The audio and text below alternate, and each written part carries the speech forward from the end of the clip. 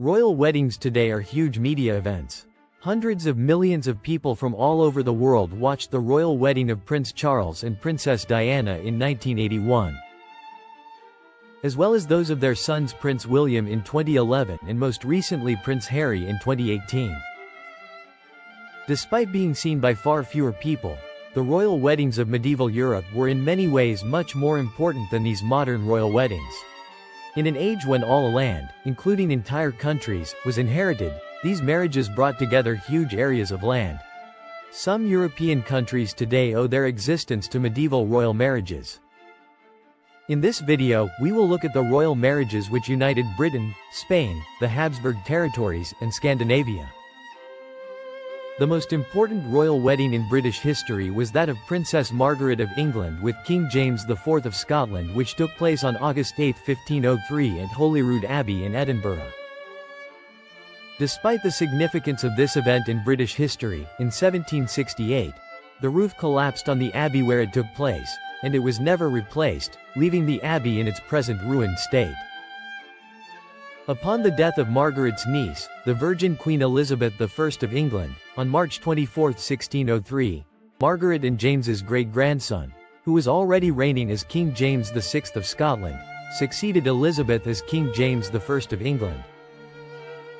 Though it would take until 1707 for the formal act of union between these two countries, they remain united to this day, and all because of a royal marriage. The most recent referendum for Scottish independence occurred in 2014, but with Brexit there is talk of another, and perhaps successful dissolution of this royal union. Britain is not the only Western European country to be created from a royal marriage. Spain as we know it today came into existence primarily through 3 royal marriages. During the early Middle Ages, Spain was divided up into multiple kingdoms. From east to west they were Leon, Castile, Navarre, and Aragon. These kingdoms were united to form Spain through a series of royal marriages. In August 1050, in the town of Lleida, Queen Petronilla of Aragon married Count Raymond Berenguer IV of Barcelona, which united the Kingdom of Aragon with the Principality of Catalonia. Despite being part of Spain for nearly a millennium, the region of Catalonia still harbors separatist feelings today, as evidenced by the October 2017 Catalan Declaration of Independence. In 1197, King Alfonso IX of Leon married his first cousin's daughter Princess Berengaria of Castile. On June 6, 1217, her elder brother, King Henry I of Castile, died and she succeeded him, but abdicated the following month in favor of her son King Ferdinand III. When King Alfonso IX of Leon died on September 24, 1230, King Ferdinand III succeeded him as well in Leon, permanently uniting the kingdoms of Castile and Leon. On October 19, 1469, at the unimposing Palacio de los Viveros in Valladolid, Princess Isabella of Castile married Prince Ferdinand of Aragon. Upon the death of Isabella's brother King Henry IV of Castile in 1475 and the death of Ferdinand's father King John II of Aragon in 1479, the kingdoms of Castile and Aragon were personally united under the couple, who became known as the Catholic monarchs. The last Spanish kingdom of Navarre actually ended up being united with France when Prince Antoine of Bourbon married Queen Jeanne III of Navarre on October 20, 1548 at Moulins in France. On July 25, 1593, despite being a Protestant, their son King Henry III of Navarre cynically declared that Paris is worth a mass, converted to Catholicism, and became King Henry IV of France, permanently uniting the two kingdoms.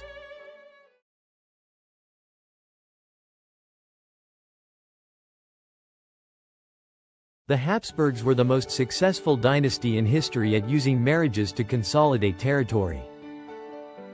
The family motto says it all. Let others wage war, you happy Austria, marry. However, their success was really founded on royal marriages arranged by dynasties who came before them. In 1063, Princess Helena of Hungary married King Demetrius of Croatia, who reigned until his death in 1089.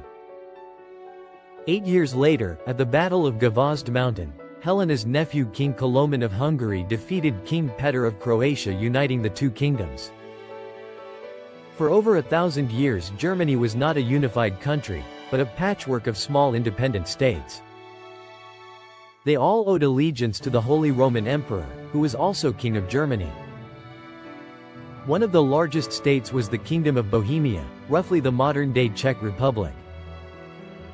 On September 1, 1310, John of Luxembourg, son of the Holy Roman Emperor Henry VIII, married Princess Elizabeth of Bohemia.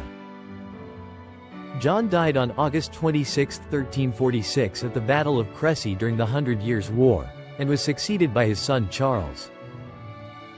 Charles had been elected King of Germany on July 11 and was crowned Holy Roman Emperor Charles IV on November 26, uniting Bohemia with the empire.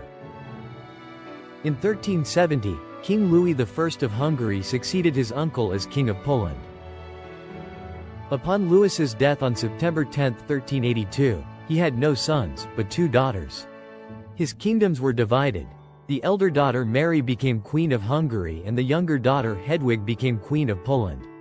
Despite their gender, due to their status as monarchs, they were referred to as kings during their lifetime. In October 1385, in Buda, the west bank of modern-day Budapest, Queen Mary of Hungary married Sigismund, son of the aforementioned Emperor Charles IV. When Mary died 10 years later, despite the fact that they had no children together, Sigismund continued to rule Hungary and Bohemia and passed these kingdoms on to his descendants. On February 18, 1386, at Wawel Cathedral, Queen Mary's sister Queen Hedwig of Poland married Grand Duke Władysław II of Lithuania.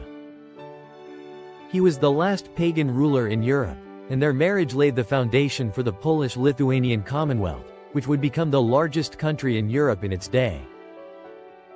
The union lasted until the state was partitioned in 1795 between its neighbors Austria, Prussia, and Russia and ceased to exist for over a century.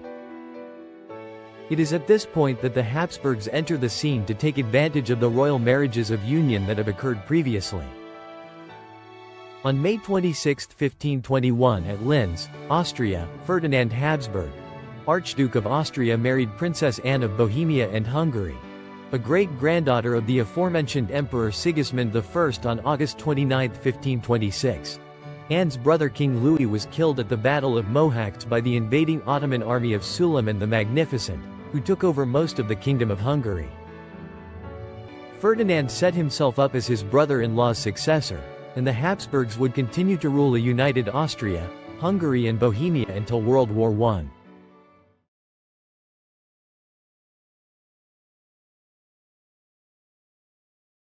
Scandinavia consists of the countries of Denmark, Norway, and Sweden. These countries have many cultural ties, and are known as the most democratic, happy and egalitarian countries in the world. In the 15th century, the 3 countries were united under one monarch in what was known as the Kalmar Union. This union came to be through marriages between the countries' respective royal families. In 1312, Prince Erik of Sweden, Duke of Södermanland married Princess Ingeborg of Norway. On December 10, 1317, Erik's brother King Birger of Sweden invited him to Nyköping Castile for a banquet. There, Birger had Erik starved to death. In response, the enraged Swedes rebelled against their king, and Birger was deposed. Birger was succeeded by Erik's 3-year-old son Magnus IV as King of Sweden on July 8, 1319.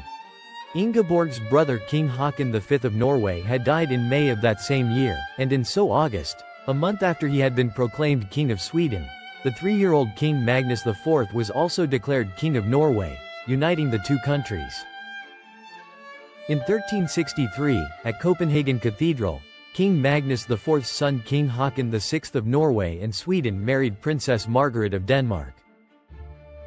On October 24, 1375, Margaret's father King Valdemar IV of Denmark died and was succeeded by their son as King Olaf II. In 1380, King Håkon VI died and his son Olaf II became king of that country as well, uniting the 3 Scandinavian kingdoms. In August 1387, King Olaf II died, and it looked as though the union of the three Scandinavian kingdoms would rupture. But his mother Queen Margaret held the three kingdoms together herself, forming the Kalmar Union, which would last until Gustav Vasa was declared King of Sweden on June 6, 1523. The independence of Norway did not occur until the 20th century, when it was recognized as an independent state on October 26, 1905, after a plebiscite on August 13 had voted to separate. Today we looked at how royal marriages united Britain, Spain, Habsburg Central Europe, and Scandinavia. These first two unions proved permanent, while the latter split into independent states at the start of the 20th century with the rise of nationalism. Nevertheless, it is undeniable that these somewhat obscure medieval royal marriages continue to shape the world we live in today.